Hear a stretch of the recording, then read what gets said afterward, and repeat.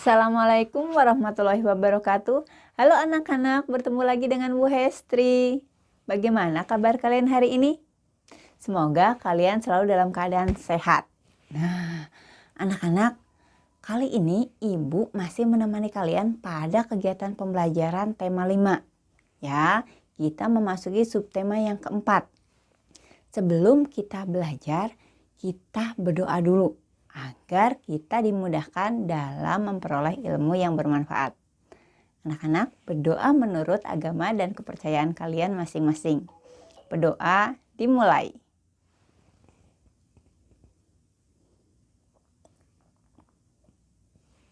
Berdoa selesai. Amin. Anak-anak, hari ini kita masih melanjutkan kegiatan pembelajaran tema 5 tentang cuaca. Kita memasuki subtema yang keempat, cuaca, musim, dan iklim. Kita mulai dari pertemuan yang ke-1.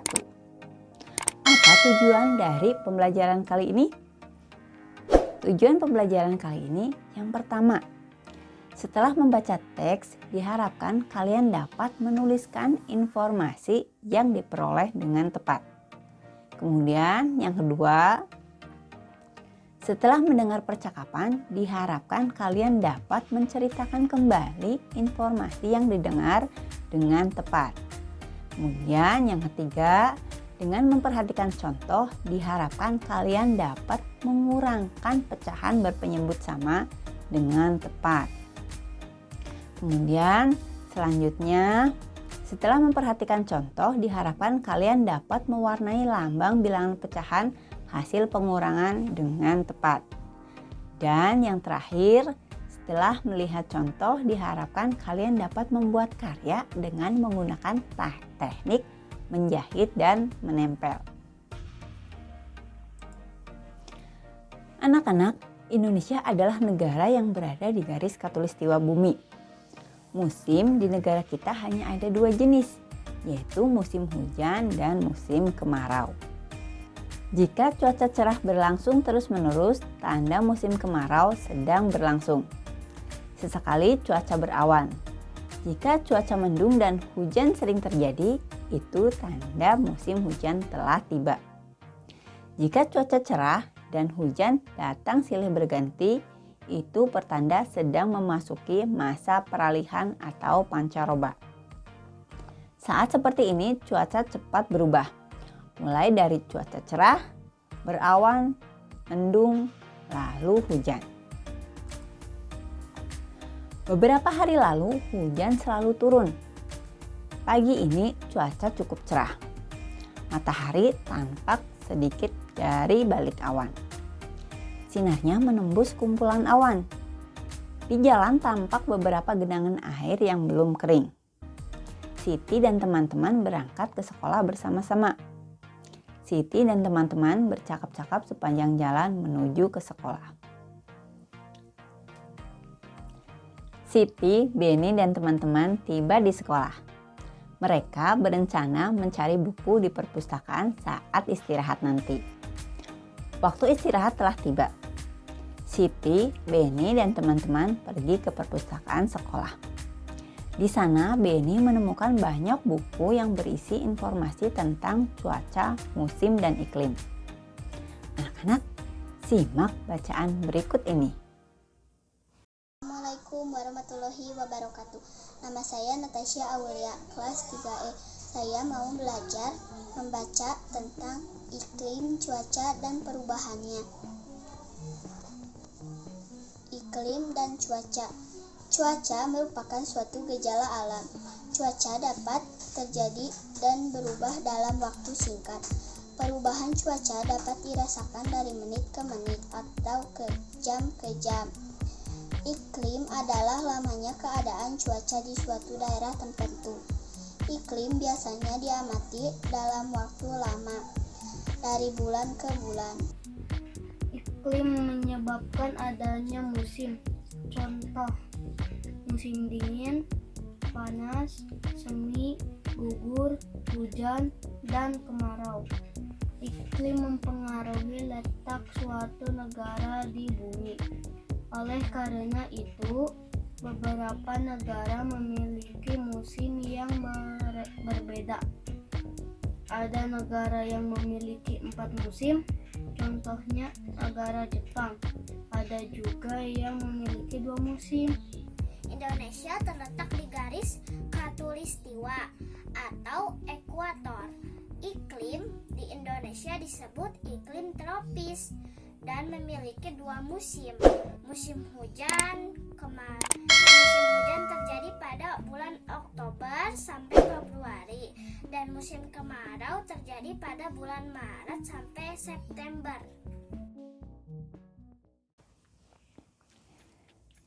Terima kasih untuk Natasha, Dava, dan Reksa yang sudah membacakan informasi yang diperoleh oleh Beni. Nah, sudahkah kamu membaca teks bacaan tentang cuaca, iklim, dan musim yang ditemukan oleh Beni? Informasi apa saja yang diperoleh dari bacaan tersebut? Tuliskan informasi yang kamu peroleh pada buku tulis kamu. Tulis dengan tulisan yang rapi sehingga mudah terbaca.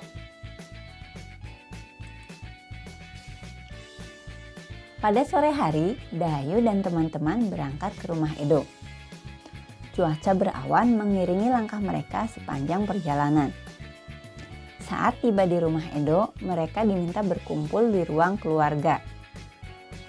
Edo menjelaskan bahwa 3 hari lagi teman ayahnya akan datang. Namanya Pak Tono. Pak Tono itu bekerja di BMKG. Pak Tono akan menjawab semua pertanyaan tentang teman-teman Edo. Ibu akan membuat sebuah kenang-kenangan untuk Pak Tono. Ibu Edo akan membuat karya kreasi dari kain. Edo dan teman-temannya akan membantu ibu. Beberapa jenis kain telah disiapkan oleh Edo dan ibunya untuk membuat karya dari kain yang ditempel dan dijahit. Edo dan teman-teman telah selesai menyiapkan kain. Sambil beristirahat sejenak, mereka berbincang-bincang tentang kedatangan Pak Tono. Mereka mengingat kembali informasi tentang cuaca, musim, dan iklim yang telah mereka dapatkan. Informasi ini akan mereka sampaikan esok saat jumpa dengan Pak Tono. Apa isi percakapan mereka? Edo dan teman-teman berbincang tentang kedatangan Pak Tono. Saya masih ingat informasi tentang musim dan iklim. Informasi ini saya baca dari buku di perpustakaan. Apa isi informasi itu? Isinya tentang letak Indonesia di garis khatulistiwa. Juga tentang pengaruh iklim di Indonesia. Ada juga informasi tentang musim kemarau dan musim hujan. Iya, betul. Informasi yang saya baca tentang waktu terjadinya musim kemarau dan musim hujan. Saya masih ingat informasi dari Udin. Informasinya tentang perbedaan cuaca dan iklim. Betul, Siti. Informasi itu juga menceritakan perubahan cuaca di sebuah kota. Sepertinya kita sudah siap bertemu dengan Pak Tono. Edo, apakah kamu punya informasi untuk diceritakan? Tentu saja, nanti kita bercerita di depan Pak Tono. Ya. Mula-mula, Edo menggunting kain berbentuk lingkaran. Ia mengguntingnya menjadi 3 bagian sama besar. Satu kain berbentuk lingkaran ini bernilai 3/3. Edo memberikan bagian kain yang pertama untuk Siti. Sisa kain setelah satu bagian diberikan untuk Siti adalah 2/3. Edo memberikan potongan kedua dan ketiga untuk Dayu dan Lani. Masing-masing mendapatkan 1/3 bagian lingkaran.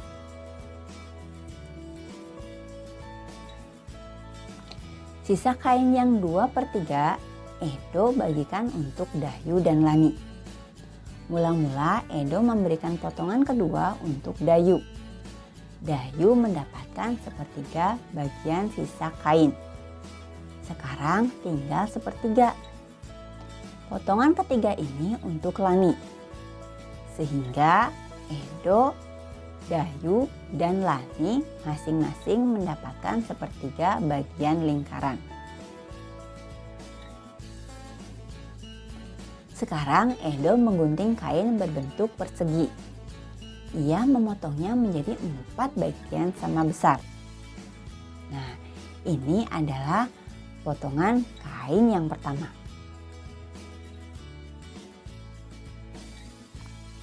Nah, kemudian ini potongan kain yang kedua.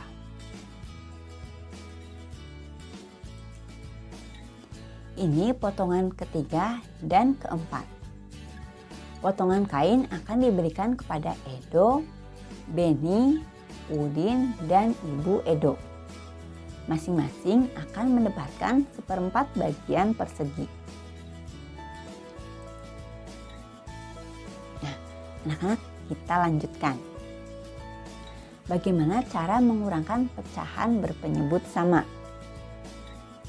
Edo memberi potongan kain dengan melakukan operasi pengurangan pecahan berpenyebut sama. Cara untuk mengurangkan 2 pecahan yang sama penyebutnya adalah dengan mengurangkan pembilangnya. Perhatikan contoh berikut. 3/4 dikurang 2/4 sama dengan 1/4.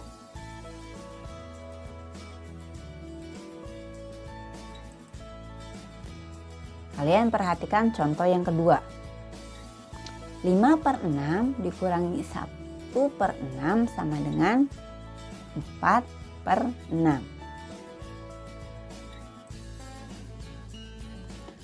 Untuk mengurangkan pecahan dengan penyebut yang sama, kita hanya perlu mengurangkan pembilangnya saja.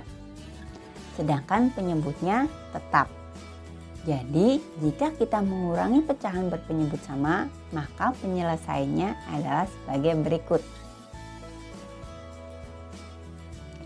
5/6 dikurangi 4/6 sama dengan, karena penyebutnya sama, maka 5 kita kurangkan dengan 4. Kemudian per 6.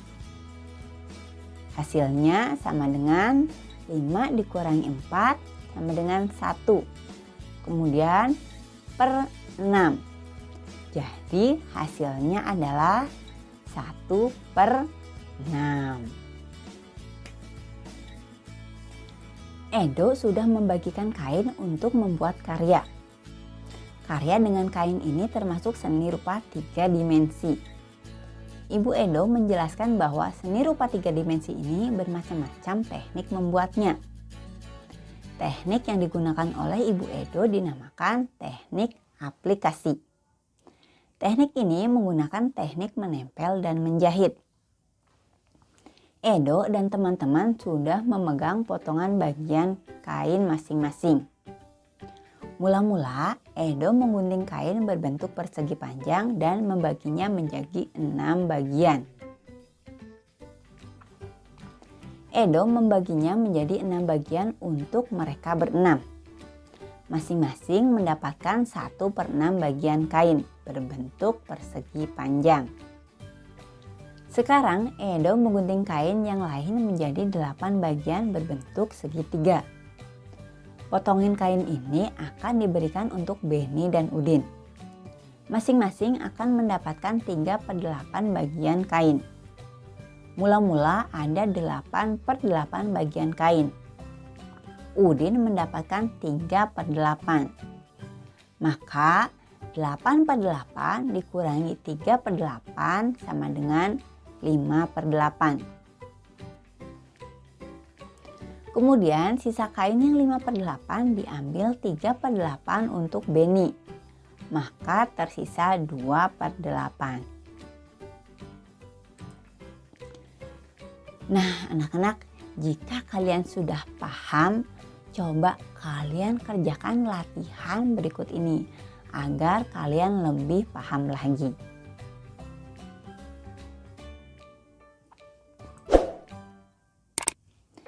Edo sudah membagikan kain untuk membuat karya. Karya dengan kain ini termasuk seni rupa 3 dimensi. Ibu Edo menjelaskan bahwa seni rupa 3 dimensi ini bermacam-macam teknik membuatnya. Teknik yang digunakan oleh Ibu Edo namanya teknik aplikasi. Teknik ini menggunakan teknik menempel dan menjahit.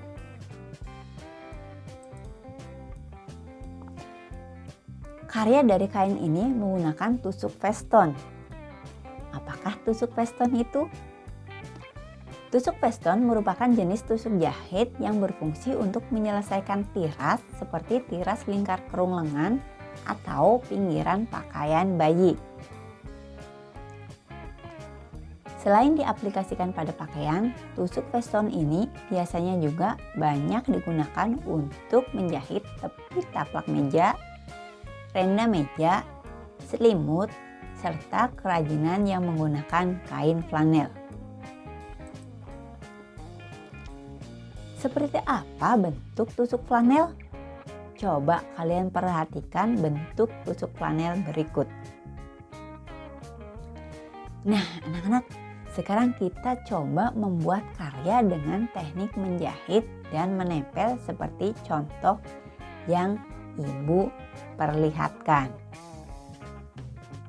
Oke anak-anak, untuk membuat karya dengan teknik aplikasi yaitu dengan menjahit dan menempel, bahan dan alat yang harus kita persiapkan diantaranya adalah kain flanel dengan berbagai warna dan ukuran, gunting, benang dan jarum jahit dengan lubang benang yang lebar, alat yang digunakan untuk melubangi kain, kancing baju, spidol, dan double tip. Nah, anak-anak, bagaimana cara membuatnya? Yang pertama adalah kita menggunting kain dengan berbagai ukuran. Nah, ukuran yang pertama adalah dengan lebar 10 cm dan panjang 20 cm. Kemudian yang kedua, lebarnya 15 dan panjangnya 20 cm. Langkah yang selanjutnya adalah kita memasukkan benang ke dalam jarum. Kita bisa menggunakan benang biasa ataupun benang wol ataupun benang sulam. Jika tidak ada benang sulam, kita juga bisa menggunakan benang biasa. Usahakan benangnya yang berwarna berbeda dari kain flanel yang kita miliki. Kemudian kita buat benangnya 2 seperti ini. Kemudian kita masukkan. Nah, ini akan menyerupai benang sulam.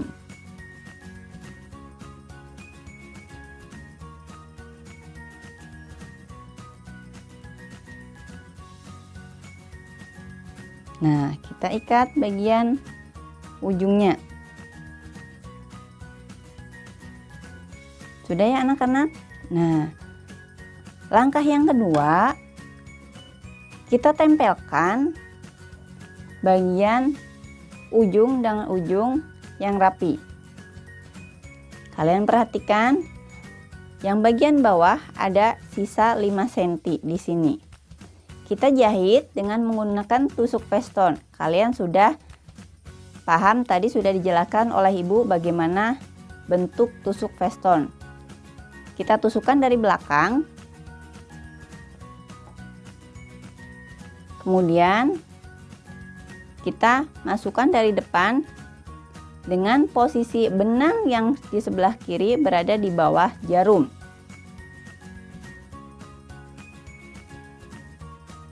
Kemudian kita tusukkan lagi seperti ini. Benang berada di belakang jarum.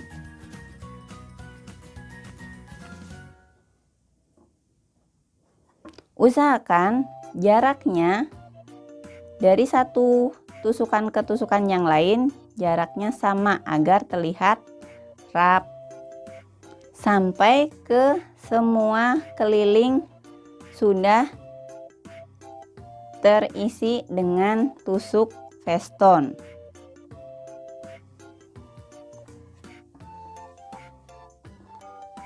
maka hasilnya akan seperti ini.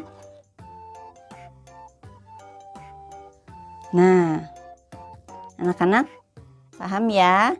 Ini sudah ibu jahit keseluruhannya. Kita balikkan. Nah, seperti ini.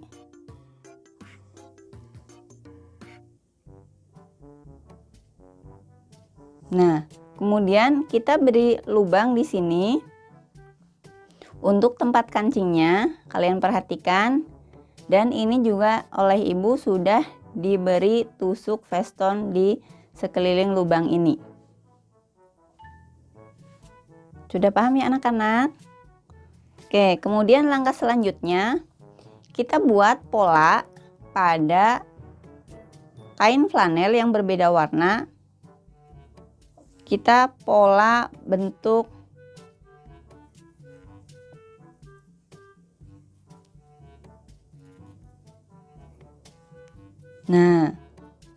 kupu-kupu. Kemudian kita gunting dan hasilnya akan seperti ini. Nah, kemudian ini juga kita akan jahit di sekelilingnya dengan menggunakan tusuk veston. Kalian perhatikan. Nah, hasilnya akan seperti ini. Ya. Sudah. Kemudian kita buat 2 garis. Bagaimana cara membuat ini? Kita buat dulu seperti ini di kain yang lain. Seperti ini. Nah, kemudian kita buat tusuk veston di sepanjang ini, kemudian kita gunting. Ya, jika sudah digunting maka hasilnya akan seperti ini. Nah, ya, kalian perhatikan. Ibu sudah potong ini dan bentuknya seperti ini. Kemudian kita buat 4 buah. Ini untuk hiasan kupu-kupunya.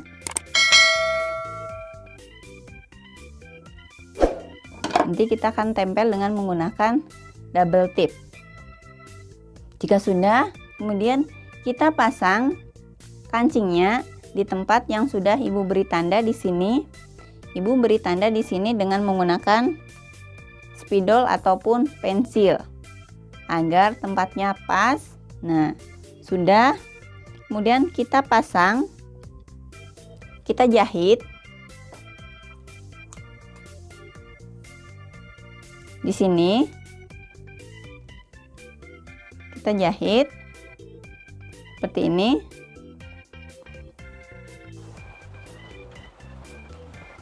Kemudian kita gunting. Nah, ini sudah selesai. Kemudian kita akan hias dompet atau tempat pensil ini dengan hiasan yang sudah kita buat tadi. Yang pertama, kita bisa tempel dengan menggunakan selotip atau double tip. Kenapa ibu menganjurkannya double tip? Karena lem bagi kalian itu terlalu berbahaya, apalagi lem yang baunya sangat menyengat. Kita bisa menggunakan seperti ini.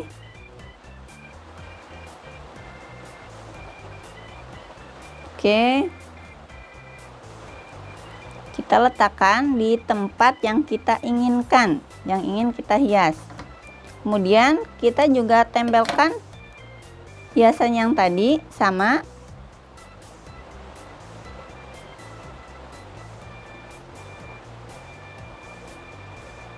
Kemudian kita buat ini sana ya, tidak perlu semuanya, hanya ujungnya saja ya yang kita tempelkan.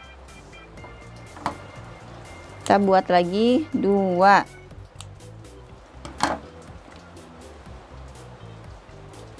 Tempel. Kemudian kita tempelkan di sini. Satu lagi. Kita tempelkan di sini.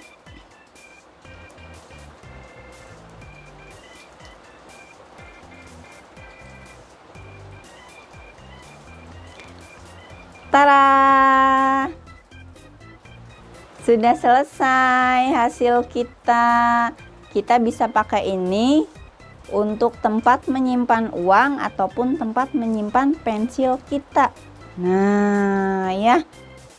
Kalian bisa lihat ya. Nah, ini adalah salah satu karya yang bisa kalian buat ketika kalian memiliki waktu yang luang. Nah, oke anak-anak, sudah selesai, karya kita sudah jadi. Selamat mencoba. Kalian bisa membuat dengan bantuan ayah atau bunda di rumah, atau bahkan bisa dengan kakak kalian. Mudah bukan? Nah, terima kasih. Selamat mencoba. Sampai ketemu lagi dengan Ibu pada materi selanjutnya. Wassalamualaikum warahmatullahi wabarakatuh.